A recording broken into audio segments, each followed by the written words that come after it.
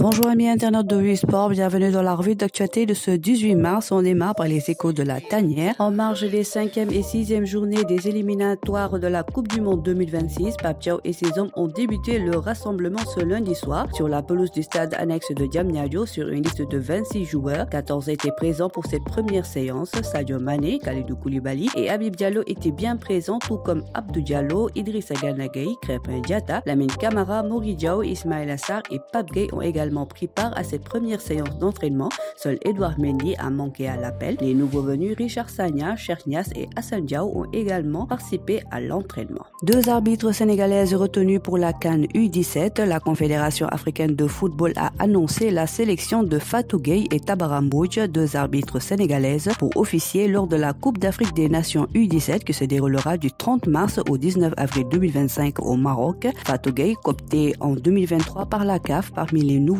membres de la commission des arbitres, participera à sa première compétition majeure en tant qu'institutrice lors de cette CAN U17. Tabara Mbodj, quant à elle, poursuit sa carrière en tant qu'arbitre après avoir été sélectionnée pour la phase finale de la dernière Ligue des champions féminines de la CAF. Lambeau pour finir, réouverture de l'arène. L'arène retient son souffle depuis l'arrêt de la couverture sécuritaire des combats de lutte le 18 février. Les acteurs de la discipline entrevoient enfin le bout du tunnel. Madame Khadigué Diène présidera une réunion technique ce mardi sur l'organisation des combats de lutte et les mesures à adopter pour lutter durablement contre les actes d'indiscipline et les violences, a-t-on appris. Pour ce faire, le président du CNG est bien entendu confié à cette réunion, tout comme les principaux acteurs de la lutte. Mais ce n'est pas tout, le ministère de l'Intérieur et celui des Forces armées seront également de la partie. Pour le cas Pokala Baldé, le verdict est tombé ce lundi pour le lutteur de Pikine. Pokala Baldé a été condamné à 1 mois de prison ferme. Le tombeur de Talfa passera donc la fête de Korité derrière les barreaux. Jugé ce lundi au tribunal de Pikine Guédiawaye, Pokala Baldé a écopé d'une peine de 6 mois avec sursis, dont 1 mois ferme. Pour rappel, il avait été arrêté la semaine dernière pour outrage à agent.